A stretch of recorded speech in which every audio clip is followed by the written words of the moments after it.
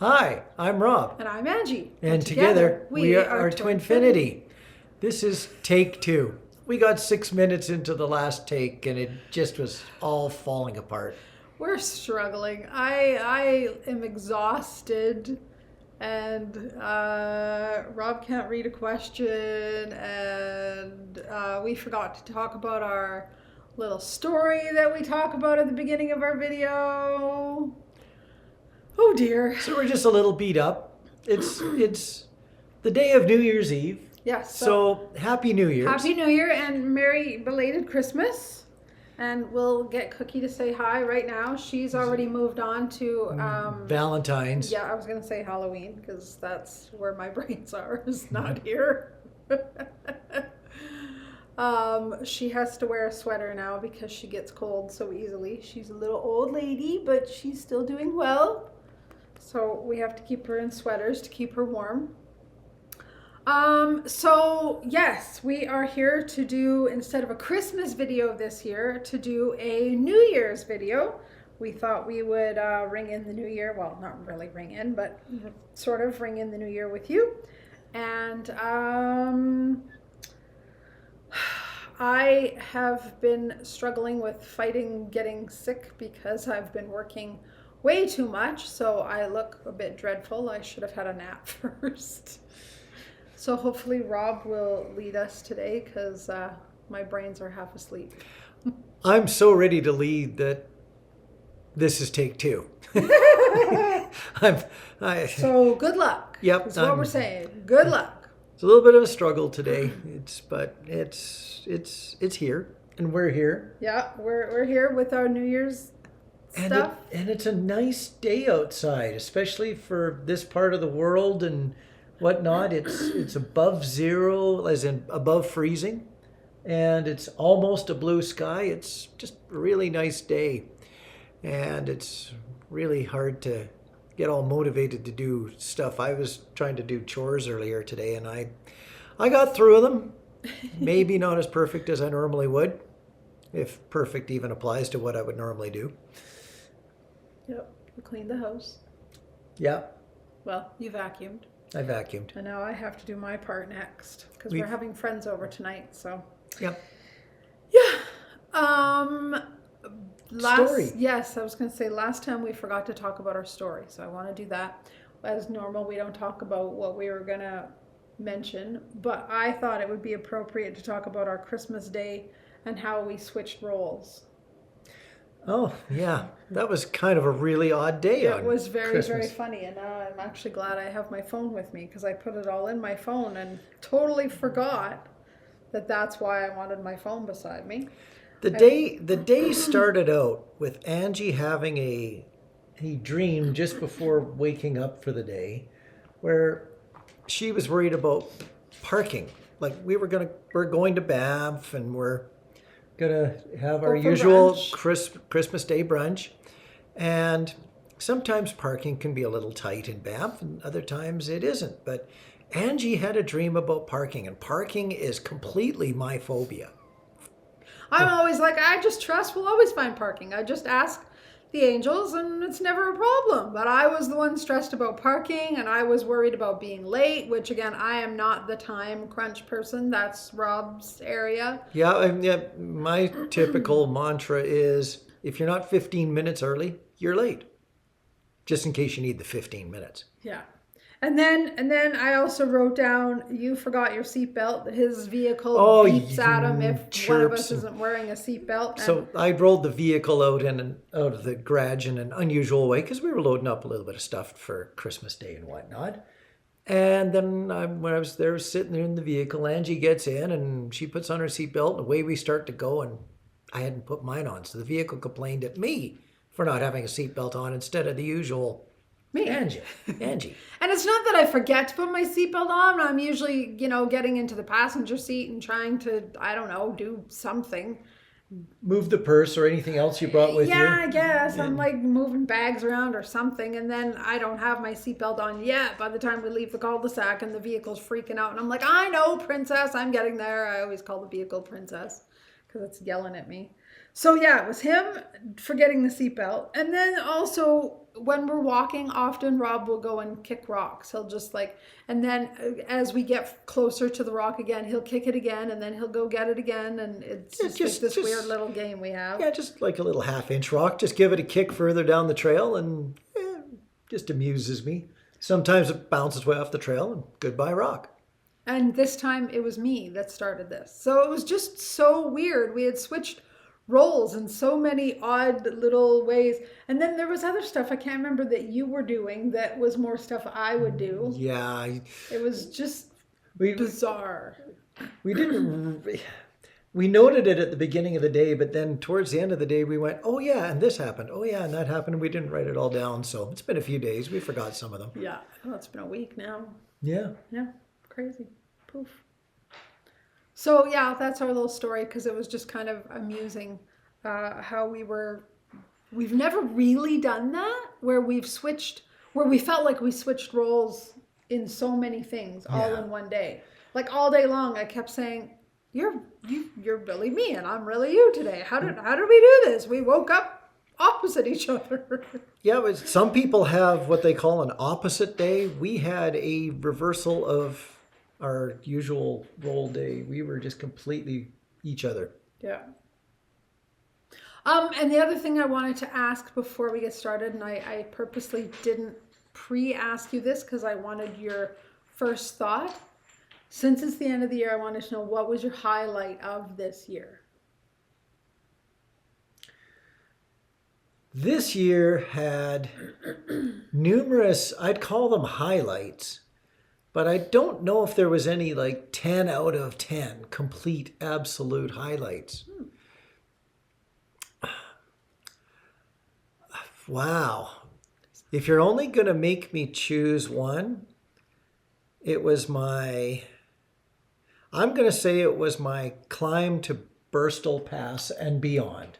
I went up to a spot, like I've been to Burstall Pass numerous times, but there is this extra little bit of climbing up a ridge that I've always looked at and gone, geez, that'd be nice to do sometime.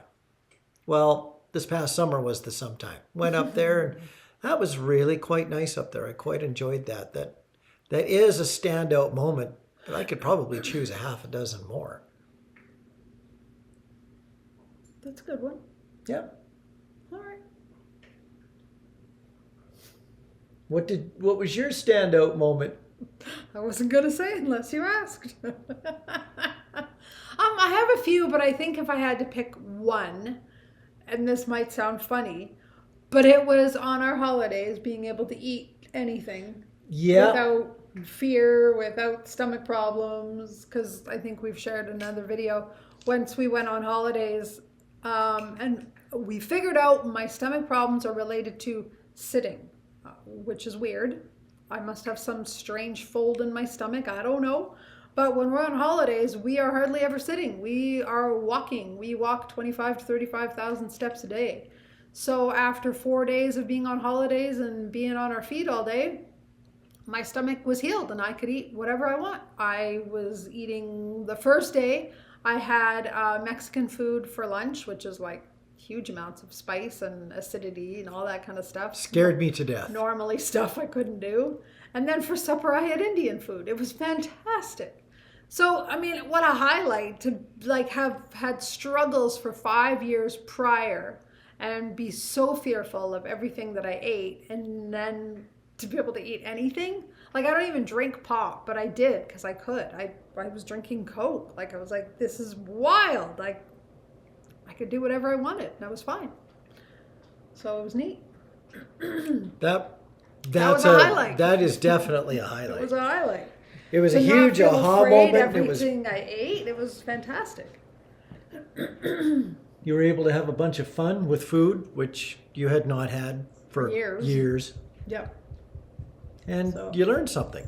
Yeah. Now I know how to manage my stomach stuff. It's fine. It's all good. So that was a good highlight. Yep. Yep. Look at the dog. Oh my goodness. Yep. The dog's struggling. Yep. She's walking funny today. You know, she's walking like a stegosaurus, you know? her front paws are way down and her hind end is way up. If you don't know what a stegosaurus is, you'll have to Google it. But anyway, now we can probably get to questions. We've told our stories. I should just say, though, before we get into our questions, it would be interesting in the comments if you want to share what your highlight of your year has been. It would be really neat to just read different people's experiences, because we've all had, different life experiences, and to learn what everybody's highlight has been. So if you feel inspired to share, please do. I'd love to read them. Okay, are we ready? Yeah. I got to modify this first question because when I first tried to read it, it just blew up on me. So I'll see whether or not I can get through it and almost sound like I'm reading something that makes sense to me. It says, "Dear guys, do you think after all these years spent together as a married couple that there's still some back trust or past issues? As an example, talking with some old love. Do moments like that still exist where you're concerned about your past? And following this up, is there still a mirror effect in this physical union and intimacy where if one of you is afraid of something in the relationship, the other will show it to them exactly through the experience or behavior? What kind of stuff as an individual have you both had to work with?" Interesting. Do you have anything on that you want to I was comment going to first? make you go first. I'm sleeping. I don't think you have to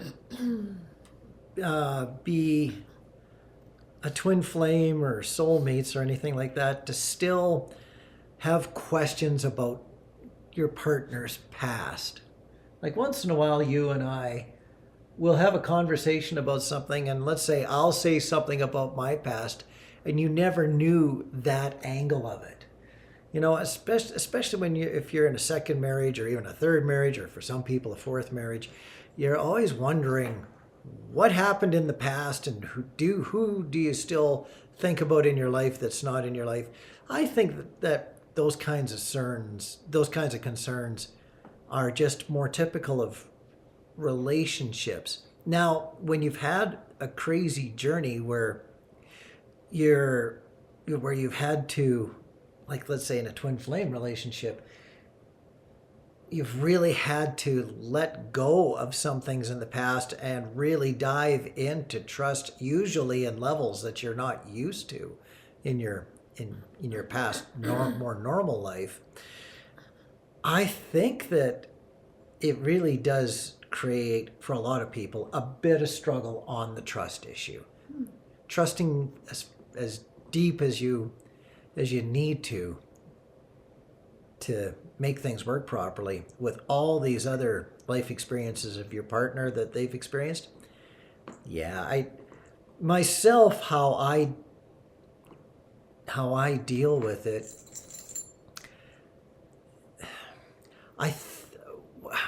I say deal with it, but I think what I've done is not made anything to deal with. We are together in the here and now. We've been together now for over 10 years this time around. It's crazy. And wow. I just am not going to dwell on the past. It's our present is where we're at. And using the old statement of be where your feet are, I'm more concerned about making sure that balances and feelings are all good in the today, not worried about how things were 20 years ago or 30 years ago or just before we got together again. I live a lot more in the now. Now, I still remember the past. I sometimes look at my own past and go, wow, I had some pretty rough bits there.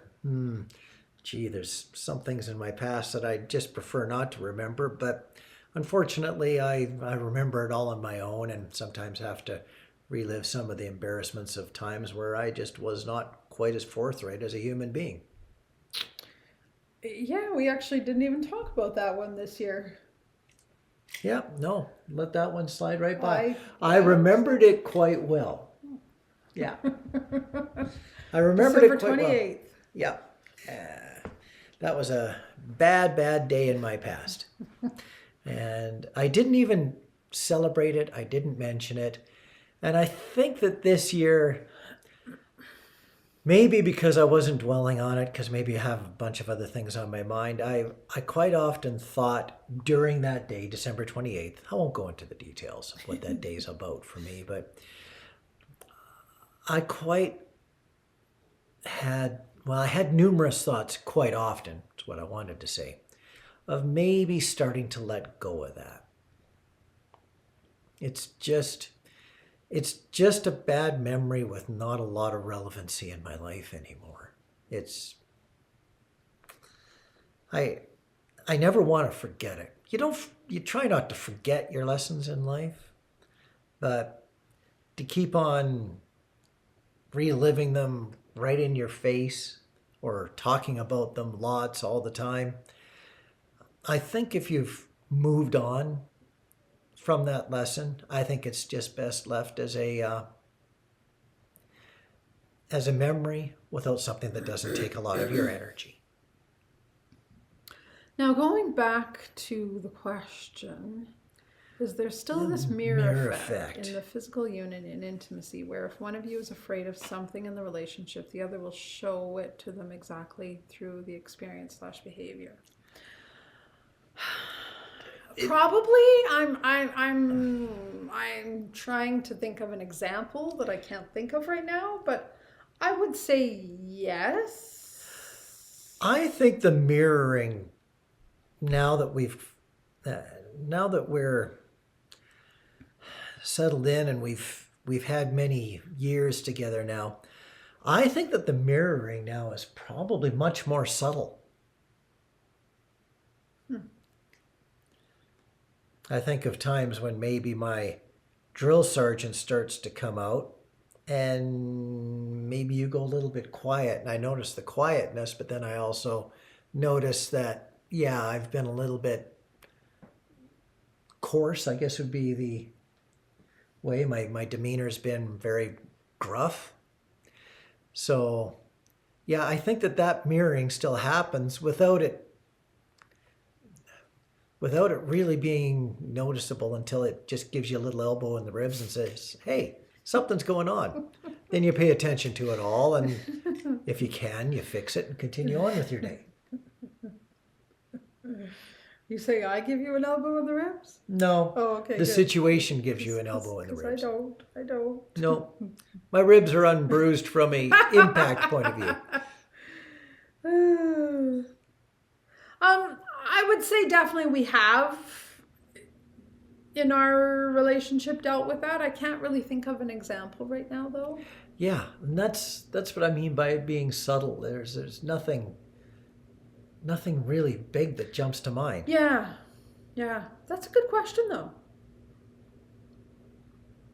Yeah. I think we're kind of in a phase of life now where, using one of my favorite analogies, when the rock hits the pond and the ripples spread away from where the rock impacted, the ripples go to the shore and they crash on the shore, but sometimes if they catch a sharp shoreline, they bounce off the shoreline and they reflect back out onto the water, back out onto the pond again. And I think we're kind of in the phase of life now where we see what's rippling back. Because most things that were a rock splashing right into the water, most of those things have settled down now. I'm getting another arm wash. Yes, you are. I let the dog go. She requested to go, so. Here, have a blanket.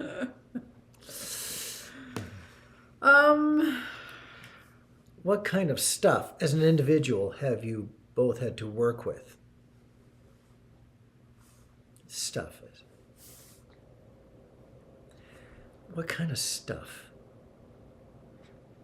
For me, I think it's mostly been relationship-wise. Like, by other relationship, I mean what they're talking about. Other loves, other relationships that you've had, other things that you've done that I've been insecure about. It's mostly been relationship-wise. It hasn't been like, I can't even think of other stuff that's not relationship wise, but that's where it's been for me, is mostly other relationships or other connections that I've had insecurities or doubt about. But I think for the most part, we worked through that earlier in our reunion. They don't really come up as much anymore. You know, there might be one for the new year. This could be a little bit fun to share, but I'd still like to bring it up just to say that there is still some things that jump up. A person who I had a relationship with off and on for many years before Angie and I got back together, she passed away this year. And I just have to know that in the back of Angie's mind that's kind of just a little bit of a blessing, because if anybody had ever been a trigger to Angie, it was that person. Well, and we've shared, she's come up in our videos many times. That would be karmic number 2. Is it no, karmic number 1 that you've shared about in your story? Yeah. Yeah. So, but at the same time,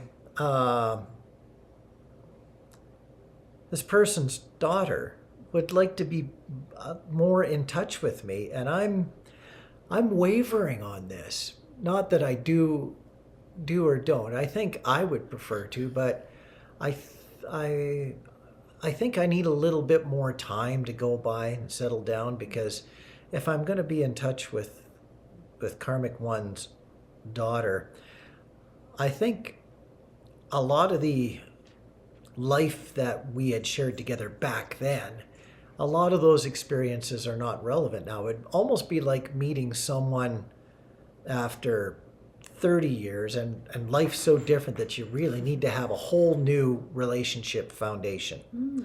And I'm just a little nervous to start over again. And also, I don't want to trigger Angie. That's not a trigger to me. It was the karmic one that was the trigger, only because of your past with each other that was so on and off, even when you were in other relationships. So I was still scared of, is there going to be back on now that we're back together? Because there wasn't on when we were sort of back together a way long time ago. So it was more of an issue of her, not her daughter. I got no issues with that. But, you know, it still is nice to be concerned about someone else's feelings. Yeah, for sure. Yeah. All right. I was just going to add, as a final kind of closing to this question, I think it's normal, no matter what kind of relationship you're in, whether it's twin flame or karmic or soulmate or anything, to have concerns, wonders, insecurities about other relationships that either of you had. I think that's just being human, you know? I don't know of anybody who's not kind of wondered, even if it's not a fearful wondering or an insecure wondering, but just a wondering, a curiosity of what you were like with another relationship, or who you were in that relationship. How was your love compared to your love in this relationship? I think that's just normal. So I don't think it's specific to just twin flames. But having said that, it's a great question, because we all, I think, have those issues, doubts, questions, wonders, all of that. And I'd like to just add on another layer on top of what Angie just said. Especially when you've got people who live in a realm of love. The flavor of love between relationships. Like, I honestly believe that each time you have a relationship that has a flavor of love, that flavor is never replicated in a different relationship. Totally. Each relationship feels differently for it and has its positives and negatives and its own feelings for its own reason. So I find it very hard to answer a question where someone's saying, like, do you love one person more than another or anything like that? That's so hard because each love was cherished for its reason. Yeah, at its time. At its time. Yeah. So, yeah. I thoroughly believe in respecting the past. And so, therefore, if I've loved someone in the past, I still respect that I loved them for a reason and with a certain style of feelings. And I would prefer to remember fondly and cherish those times, regardless of how or why the relationship broke down. There was good times to be remembered, and therefore, I don't know if it's fair within my mind, within how I see relationships and how I feel and see love. I don't think it's fair to actually compare whether one was better than the other or one, you can maybe say healthier. Yeah, that's fair. But yeah, love is still love and it flows in its own ways in different times for different reasons. Yep. Yep. Okay. Next question? Yep. I'm also going to bend this one around a little bit. I had a chance to read ahead. I think many of you probably saw me looking down. This question is in regards to things like serious illnesses or job loss or death of a loved one. The question is, it often happens that during a life crisis in a twin flame couple, one or the other person withdraws or leaves completely, even if they are in a stable relationship. Why does this happen? I have an answer. I don't know if it's the answer, but it's an answer that I see from my perspective. Okay, I'm going to let you go first because I don't even relate to this perspective, so I'm kind of at a loss. Well, that's because you're a loyal Leo. You don't leave anybody for anything. It's got to be really bad before you walk out.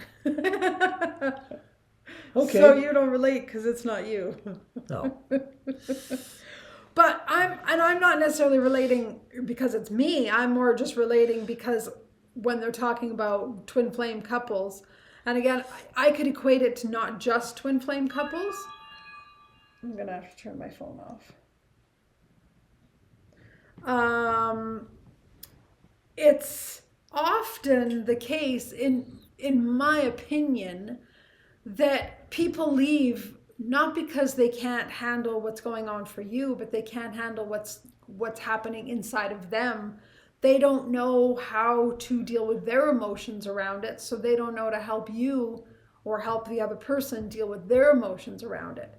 When they haven't done their own work, their own healing, their own clearing of their own inner triggers, or dealing with their emotions around certain things, something like that, like a crisis, a cancer, a job loss, a death, will trigger emotions in them that they don't know how to deal with.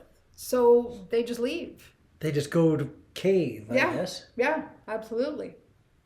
So it's not that they don't love the person going through the challenge, it's that they don't know how to deal with their own emotions around it. Unless you've done some work around knowing how to deal with your emotions, how to feel your feelings, because we're not taught, unfortunately. Most of us in our childhoods were not taught how to deal with feelings. And not even in our childhoods, just society. Society says, you fall down, we'll get back up and keep going. You're okay, don't cry. That's what our parents often said to us, right? Instead of saying it's okay to cry, it's okay to feel hurt, it's okay to feel sad, it's okay to feel whatever you feel, we were often told, don't feel it.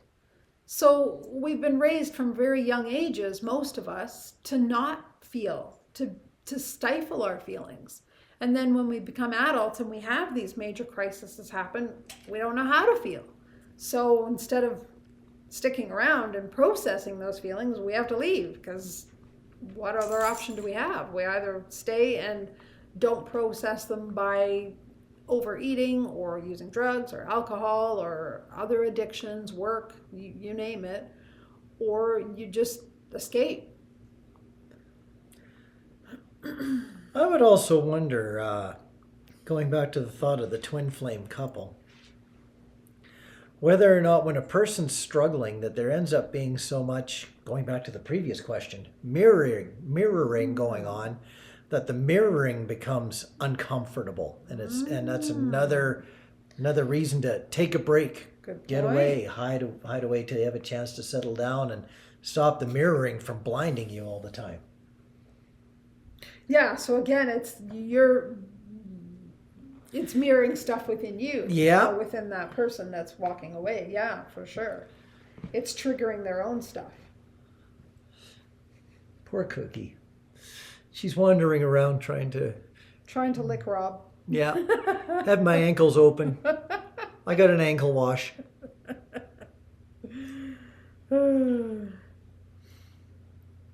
So the other person withdraws or leaves completely, even if they're in a stable relationship. Yep.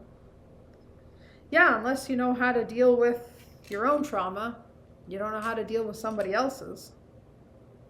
And I mean, it's even often said, like, if a couple loses a child, it's not common that they stay together through it, because there's just so much pain on both sides that each person can't even hold their own pain and process their own pain, let alone their spouses.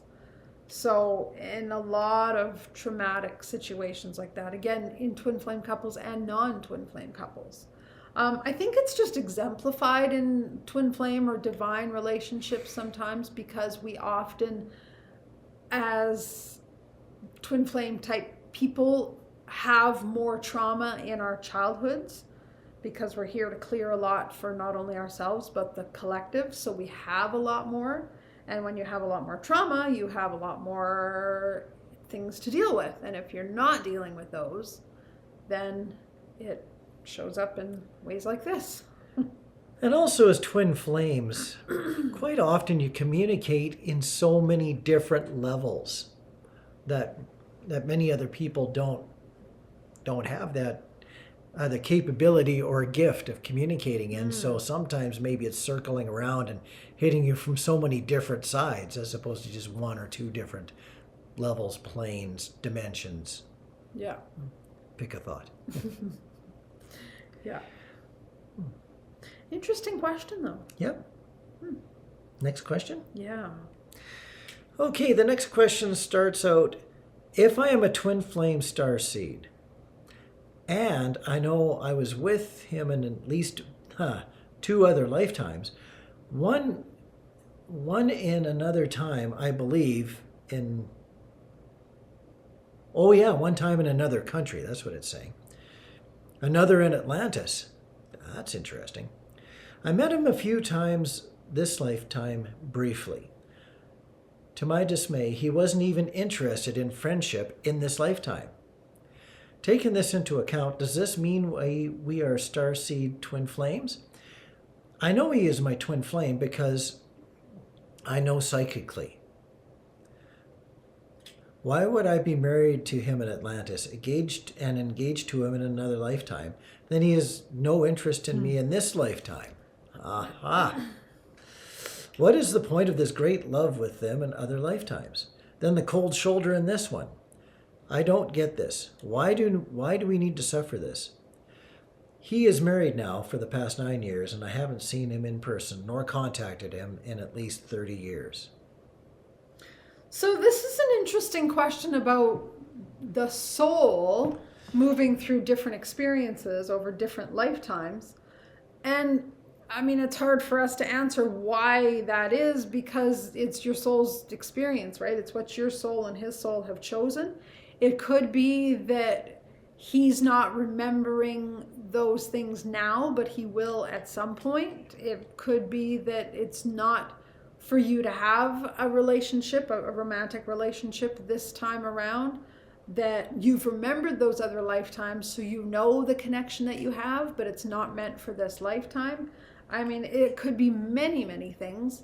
I guess that's one where you have to do your own soul searching and connect. Like, it's great that you know this. So you obviously have a deep ability to connect with yourself. If you've got these great memories of knowing you were together in Atlantis and in another lifetime, So I would do some work with your soul, maybe through meditation or different practices, Reiki or whatever sort of practices kind of get you, maybe QHHT, quantum healing hypnosis, whatever you're guided to, and ask your soul that is why not this lifetime? You know, if we've had so many great connections in previous lifetimes, what's the difference in this lifetime? And maybe this lifetime something will happen, but that's part of what you need to learn. Or maybe there's something you need to let go of or heal or work through or.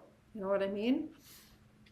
So that's a great question though, of like, I love that you know this. That's great that you have this knowledge. Yes, it's unusual for someone to have such clarity in the other times that they've incarnated and know that they've been with their twin flame in other lifetimes enough to ask, why not this time? And I mean, I could have asked that question too years ago, right? But like, because I had remembered we were together in an Egyptian life and medieval life. And I could have said, why not now? And it was just not yet.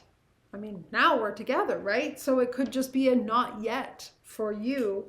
Maybe there's things that need to be cleared from those lifetimes, because I don't know if you've seen our previous videos, our story videos, and if I can find the one that talks about it, I'll link it above, but it talks about our Egypt life, and I had to do some work around that to clear things energetically, because on a soul level, Rob and I were afraid to come back together this lifetime because of trauma that we had in that Egypt life. So maybe you need to do some work around your past lives to clear some of the trauma, because there's often trauma, especially if you've lived in Atlantis. You've probably got some trauma from that life for sure. So yeah, it might just be not yet in this life. There just might be some work that needs to be done first. You know, this past 3 or 4 years, I've had I'm going to call a similar answer to, I'm going to say 4 or 5 questions, but I feel the urge again to say what I've said in the past, so I'm going to keep it real short. As twin flames, you share the same soul. But the reason that the soul has allowed itself to expand into more than one, I'll say, entity, is so that it can experience more and different things. Maybe his portion of the soul has got some learning to do that just doesn't involve you this lifetime. Could be. Could be. Mm-hmm. Could be. It seems to crop up quite often that way, where it's just not this lifetime that you're going to have similar experiences and therefore see the same things from a different point of view.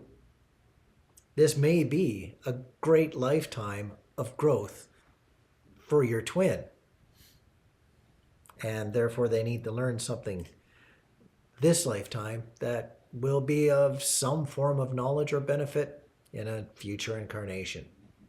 And maybe it still is this lifetime, but just later on. Just right, not at this moment. Yeah. And apparently not in the past 30 years either. I know how long. How long do you wait for your other half of your soul to learn something? Good grief. Well, I think you don't wait. You just carry on with life. And can continue to enjoy life as best you can. Yeah. Yeah, it would be interesting to hear from you again after you've done some more looking of some of those other lifetimes that you've had, and to see if there's things that were traumatic that you needed to heal or clear for both of you. Yeah, be interesting to hear more in like a year and just see if anything shifted or changed. The term starseed jumped out twice in this question. Did you have any comments on that? I was planning on leaving this alone, but I just wanted, just in case you had a thought. Does this mean we are starseed. I think that that's something that you determine on your own. On your own, yeah, On your own. for sure. It's really hard. For sure. This person obviously has some good, strong gifts. Yeah. And there are other people out there who are gifted in ways that would allow them to determine what a person is specifically. That's not my specific gift. So therefore, I can't really comment on the question of, does this mean we are starseed twin flames? I can't answer that. That's not my direction of understandings. Well, and I don't necessarily know if it's for somebody else to answer, because I think it's one of those things you know within yourself. Like, I know I'm strongly from the Pleiades. You know you're strongly from Sirius. We just know that, right? So for somebody else to tell us that is not, I mean, somebody else could tell us that, but it's got to resonate inside. You got to feel it inside. So if you feel that you're a twin flame starseed, then you are, right? Like, that's one of those things. It's like saying, am I a twin flame? Nobody can really tell you that. People can say you are or you aren't, but you might feel differently. Lots of people say, no, you're not a twin flame. And you're like, yeah, I am. You know, like, when you know, you just know. So I think it's something that you feel, and it sounds like you feel it. So I think that's where it's important to just trust that. Yeah. That's a deep knowing, and that's your truth. Okay. Next question. Sure. Starts out with Dear Rob. Fear. Oh, good. Fear, I get to rest. Fear. You said that Angie gently encouraged you to contact her after many years of separation. And were you working up the courage to take that first step? In retrospect, do you think her encouragement was helpful? Or did it paradoxically make you feel less capable of finding the courage in yourself? That's on a basis of male pride. Angie was, I think, encouraging me more in the 5D. And I did not directly feel that. Maybe she popped into my mind more often during those times. But I didn't have the, is Angie trying to contact me? Is that why I'm thinking of her? Yeah, I don't think like a conscious thing. I don't think I ever once had that thought. And maybe with the knowledge I have now, maybe I missed the hints because I didn't know that this was something that is a real thing, to know when someone's trying to contact you. I was not educated well enough to know how to interpret those feelings. But your soul knew. My soul knew. That's what matters. Your soul knew. Your soul heard my callings. Well, let's go to were you working up the courage to take that first step? That's something that's almost, okay, courage is very three-dimensional. Okay. Because on a soul level, there is no courage. It's kind of more like do or do not. There is no try. But I don't know about that, but it's your story. You go ahead. so from a three-dimensional point of view, I don't know if I was ever, after a couple of questions ago, I'm going to stomp all over myself here. I'm going to contradict myself. But I don't know if I'm ever completely afraid to contact anybody. I think I can be cautious, but if I've got the bug to contact someone, I usually do. Even if it's been 2, 3, or 4 years, I just go ahead and do. And other times, even though I know I've been in touch with someone, let's say once every 2 or 3 months, like a distant friend, and it's been 2 years, I'm sometimes not afraid to take another few more months because it doesn't feel right. So did I have to work up the courage to take a first step? No, I think I had to wait for what felt right. I think when you have to work up the courage, I think it's because you're probably fighting either the moment or your feelings. So I think sometimes when it doesn't feel right, you need to pay attention to that and maybe not make that contact. Most of the time when I contact somebody, it's because it really feels right. It's either the right time or the right place, or there's something that maybe the two of you have shared in common in the past that all of a sudden jumps up. Maybe it could be even something as simple as a news story where instantly you would have something that you'd be able to say, hey, were you aware of this or aware of that? An icebreaker. Yeah. Yeah. So, Yeah. no, I don't know if I had to work up much courage or if I just had to wait till it felt right. And that's something that I have learned in my life is to trust those feelings. Some people call them a gut feeling. For me, it's become over the years a little bit less of a gut feeling and more of an intuitive feeling. The dog's looking for my ankles again. That's what Angie's looking or laughing about here. But my ankles are under a blanket, so she just can't get settled because she just really wants to find a piece of your skin to lick. Oh, Yep. She's gonna find an arm. Yeah, looks like my arm's been found. Looks like my arm is going to disappear.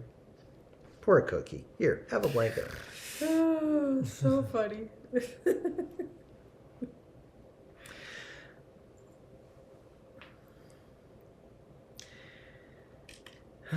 Okay, so I think you covered all that. yeah, Yeah. you did have a little thought about the 3D versus the 5D though. You wanted to question on that, but maybe you left it alone, or maybe I covered it again differently that caused you to not need to comment. No, well, it was something else that you. Oh, the courage. I was just gonna say, I think even as souls, we still have to be courageous. I think even when you're in soul form and not in human form, there's still. It's not like everything's just easy because we're still growing, we're still expanding, we're still learning on a soul level. So even if it's not when we're human, I think courage is still a valid experience. That's all I was going to say. Oh, wow. Okay, so now I'm going to go off on a tangent. Oh, no. This could be the whole end of the video now, because We have colors on our faces. I'm going to ask questions. Yeah, we've got a lot of sunlight reflecting in, and we got lots of stuff that reflects sunlight. So there could be colorful rainbows. Our ceiling looks so pretty. It's got It's all dots full on of it. spots. It looks like a starry night up there. It does. I got spots on me. Ooh, there. Yeah. Anyway, carry on. I'm just amusing myself.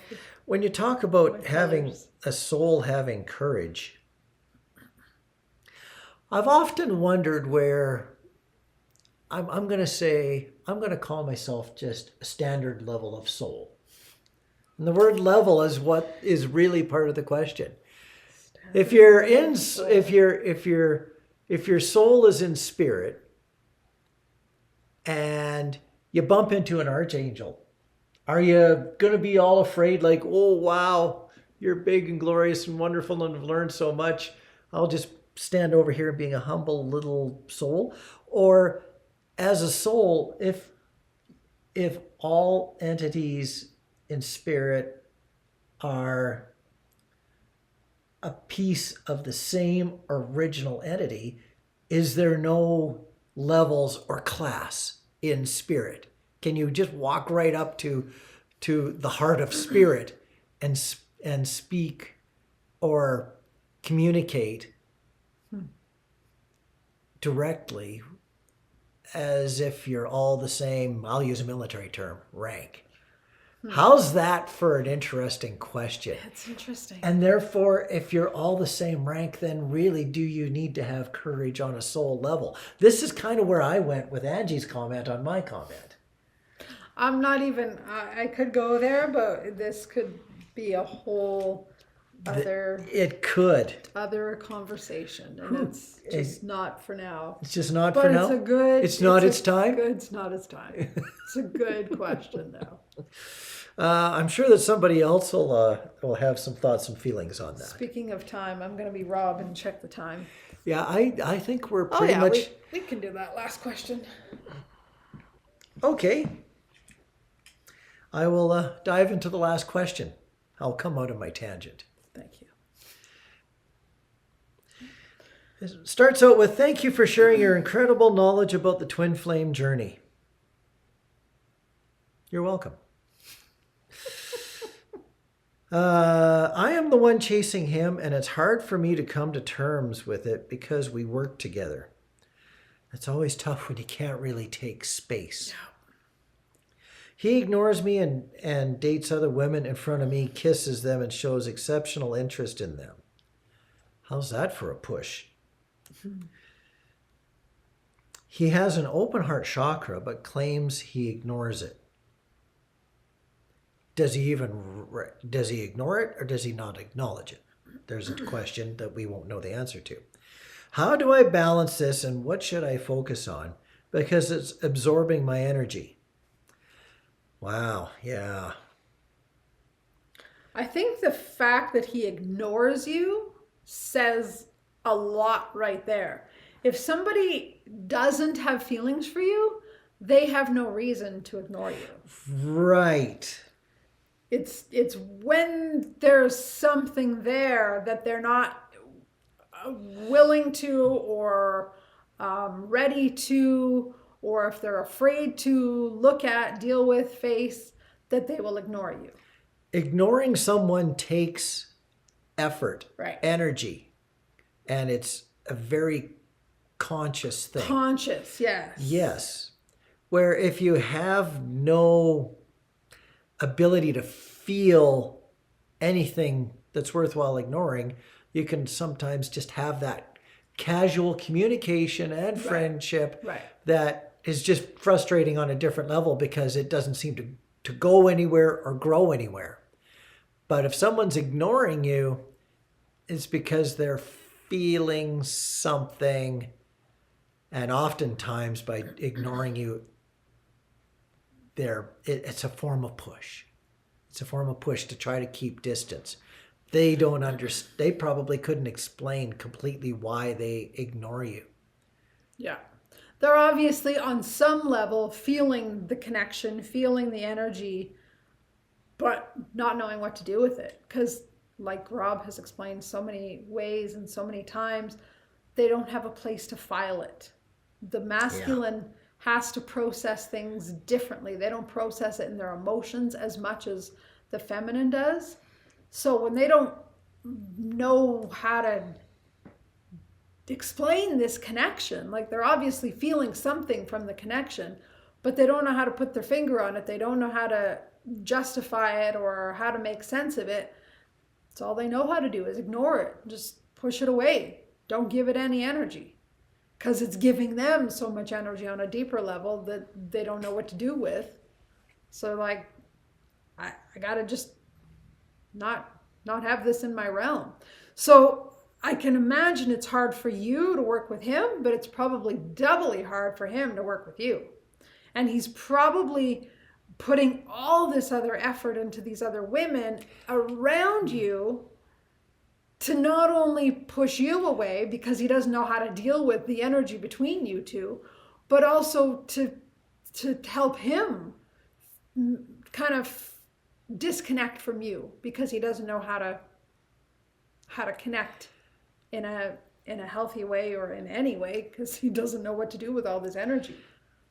It would be interesting to have a crystal ball into the future where if someone is ignoring you and dates other women in front of you and kisses them and shows exceptional interest in them, if you were to just step away, if he didn't need to do all those other things to try to keep you pushed away because you weren't even in the picture, would he even do any of that at all? Right. Or would that set of actions in his life become obsolete because they had no purpose. Right. Right. Yeah, I suspect he's doing it more because you're in the picture. If you weren't there, he wouldn't need to do that. I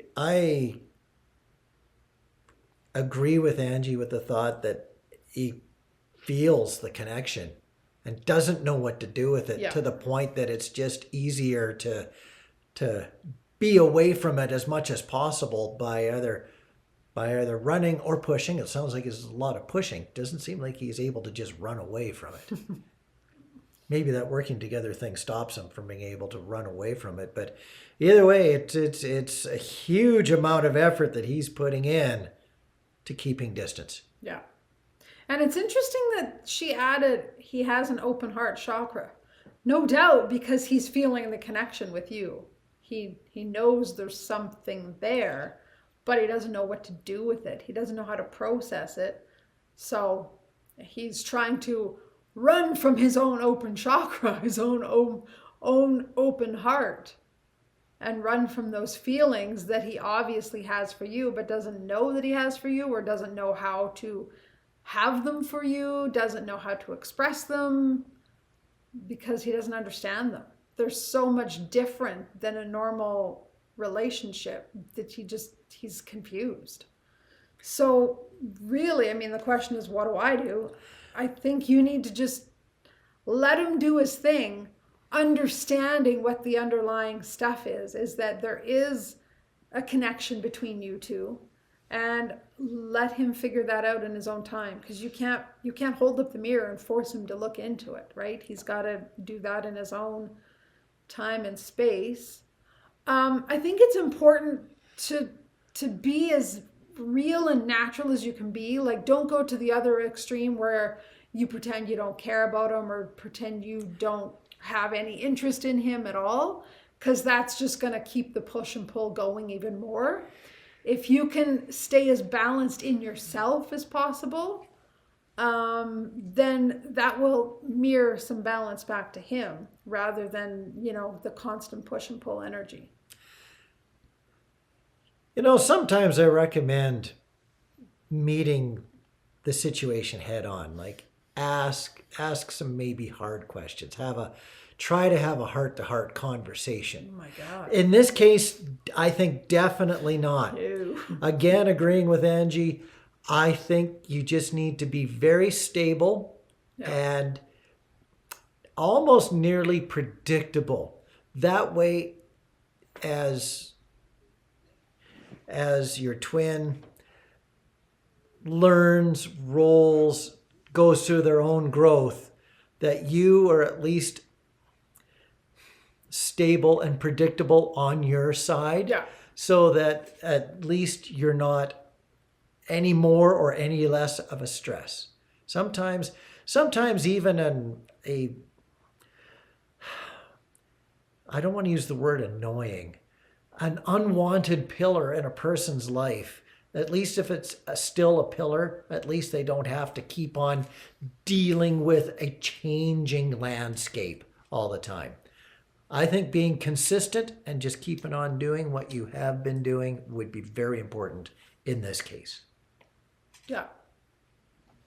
Agree. That's a tough situation, though. I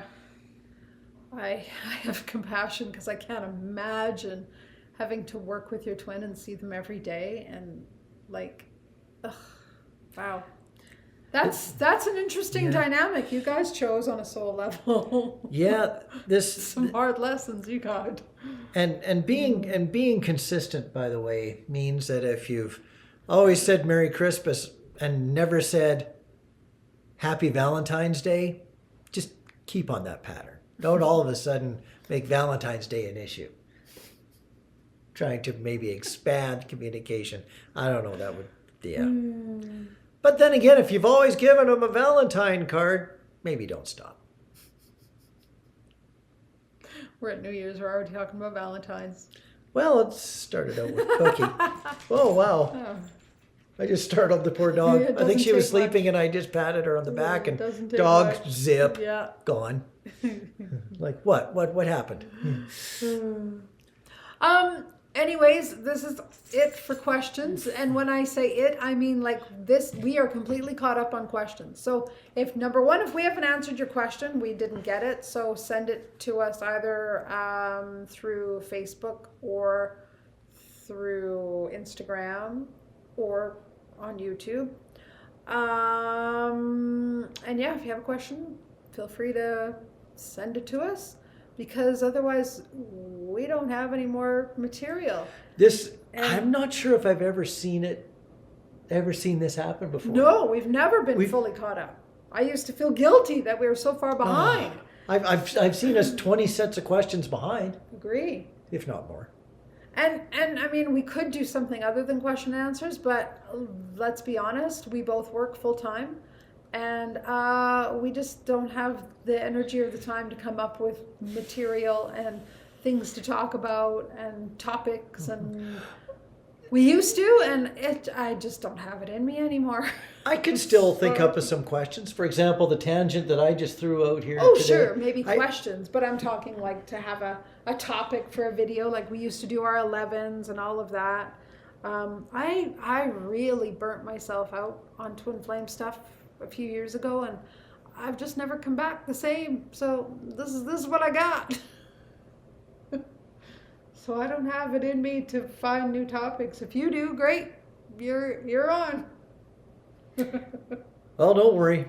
I could think of something. Okay. And something else, and a third something. Perfect. All right. But anyways. But I still do prefer to answer other people's questions, because it's interesting, just learning and having new thoughts from how somebody asks a question. Yeah. I do think it's interesting, though, that we are at New Year's Eve. We're literally starting a new year with fresh. And it's going to be all new. It's going to be all new stuff. Yeah, because we got nothing, which is it's kind of cool. Great way to end a quarter century. A quarter century. Wow, 25. I didn't even think of that.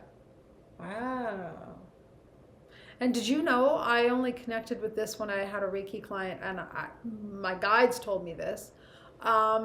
This 2025 was a 9-year, so it's a completion year, and 2026 is a 1 year, so it's like a new, fresh start. So if this has been a struggleful year for you, like I've heard it's been for a lot of people, here's hoping. 2026, new energy. You know, for me, this past year was not a bad year, but it was a busy year. Let's just say some years are like driving a Formula One car on a nice smooth racetrack. Here you are, 200 mile an hour, away you go. And other years you need a 4x4 pickup truck to handle all the potholes in front of you.